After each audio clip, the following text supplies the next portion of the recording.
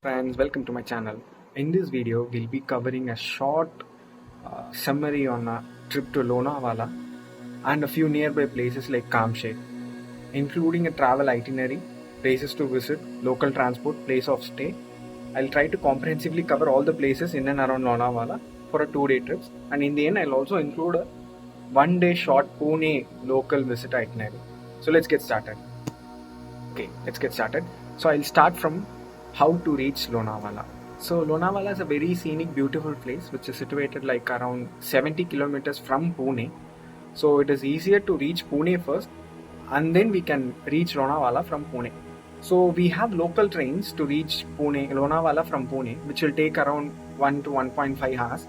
You'll get local trains in an 1 hour frequency. You can plan your trip accordingly based on the time that you are reaching Pune or your mode of transport through which you are reaching Pune.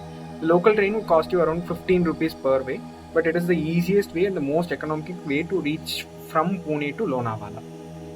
Okay guys, moving on to the next segment. Here I'll be covering the place of stay, like the place of stay or the location of stay along with the most economical way to plan for a 2-day trip nearby Lonavala. So we started by looking around places in Lonavala center, but it was not very economical and we were not able to find a good place in Lonavala. That is when we shifted to a place called Malavli. Malavli is right next to Lonavala center station. It's just one railway station away from Lonavala center, but Malavli is just it's a very beautiful place.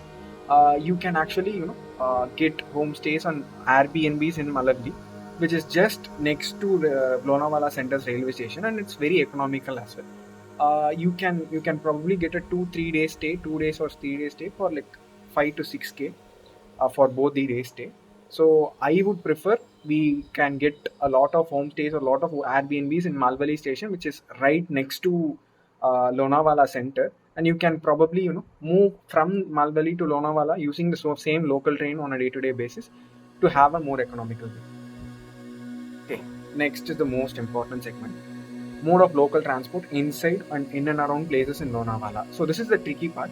Actually, Ola and Uber is banned in Lonavala and places nearby Lonavala. You can take a cab from Pune or you can take a hiring rental scooty or car from Pune, but you won't be finding any operators of renting cars or bikes nearby Lonavala, as well as you won't be able to get any Ola or Uber services nearby Lonavala or any of the other centers nearby Lonavala. So the only mode of transport is that you have to rely on local transport, which is basically going to be local taxis and autos. The next part is that they will be charging you on a higher side. It is up to us to bargain to get a good price. I think most of the cabs and autos will settle to some price around 30 to 40 kilometer or 40 rupees per kilometer, but we'll have to bargain a bit to come to this price. There are certain places where you won't be able to bring it down to a price which is less than, let's say, 80 to 100 rupees per kilometer, but overall this is the only mode of transport which is available, and we can easily bargain to at least 30 to 40 rupees per kilometer for most of the places. We can also probably get a single person, single auto or single cab for a whole day, plan accordingly, plan to visit 3 to 4 places which is nearby a same location or a same center, and bargain accordingly for a day trip. I would suggest we constantly check on the Google Map for the number of kilometers from the point that we are starting and the way that we are taking, so that we can bargain accordingly to the local cab or auto vendors. To the exciting part, I'll now start from my day-wise itinerary based on my activities that we plan for each day. So let's get started. Okay, next up, day 1, you can hop into a train, go to Lonavala Center from Malvali, which will be like 10 minutes away from Malvali. Have breakfast in Lonavala Center. You have a lot of breakfast centers in Lonavala Center. Then you can catch a auto for our day 1 itinerary. Straight from Lonavala Center, the first place that we can head to is Lion Point and Tiger Point. As you can see from the video, this is a very scenic viewpoint. You can reach to the top of the viewpoint by driving, and both Lion Point and Tiger Point is in the same place. This place will be especially beautiful during monsoons, but we went in an off season. But anyways, this is a very, very beautiful place, as you can see from the video. You have to climb a bit to see some of the viewpoints, but you can face the wind in your face. You can have the wind hit your face, and then you can also take beautiful pics. From here, the next point that we head to will be Bushi Dam and Lonavala Lake, for which I'll be adding the videos shortly. So this Bushi Dam and Lonavala Lake will be like 5 to 10 minutes away from Lion Point and Tiger Point. Here you can just rest for a while, see the beautiful water flow. There will be higher water flow during monsoon and during rains, but in off season you can just see some lower levels of water. From here you can actually head to a place called Della Adventure Park. You can decide if you want to visit the place based on the reviews and ratings, and also on the activities that you plan to do.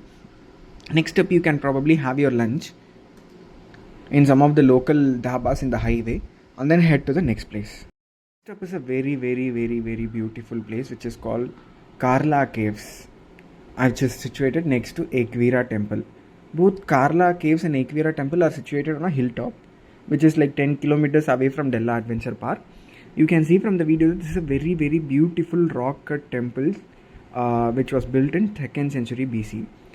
You also have the Ekvira temple which is next to it. Both the places are very beautiful, and you can also head for and wait for a beautiful sunset from this point to close day 1.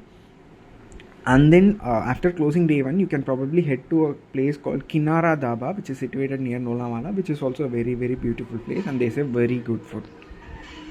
To wake up early and head to a place called Kamshet.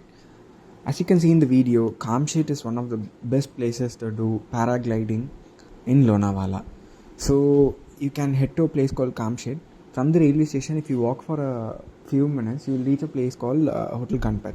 From there, there will be a lot of paragliding providers. You can choose the best amongst them.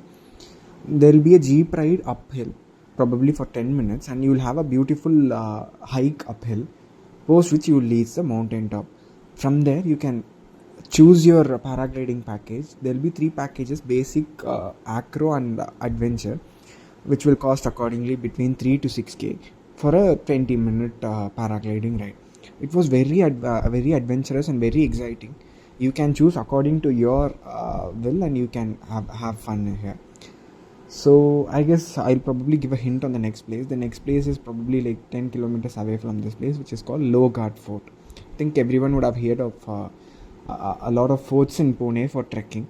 So after the paragliding adventure, the day was very, the adrenaline was kicking in, and so we headed to a place called Lonavala Fort. Lonavala Fort was uphill. You have to climb probably like 20 minutes to reach uphill. There were beautiful viewpoints across Lonavala Fort. And after Lonavala Fort, we headed to a place called Pavna Lake.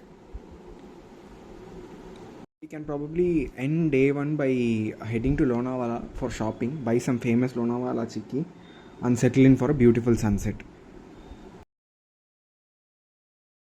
Final day Pune itinerary. You can probably wake up, reach Pune, reach Shaniwar Wada, enjoy your views in Shaniwar Wada, reach Lal Mahal, which is right opposite to Shaniwar Wada, and head back home. Thank you guys. I hope you liked this video. Thanks for watching. Bye.